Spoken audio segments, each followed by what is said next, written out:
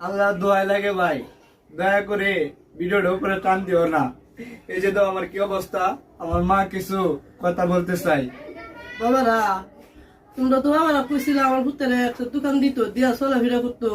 আপনার কাছে দোয়া চাই, দিয়া সাহায্য আমার পুত্রে দোকানটা লইয়া আমার নাতিরা ফেল ছায়া দোকানটা তো চলে যেতে আপনারা কইছিলেন ইয়া করবেন, দান দক্ষিণা করবেন, নিজের ভাড়া তারা আছে বারবার কি আপনার কাছে কি বাবারা চাইতারু আপনারা শুধু দয়া করতেন, ইয়া করতেন, তুমি আমার শুধু ছেলেটারে লইয়া নাতিটারে লইয়া চলতাল্লা বলে।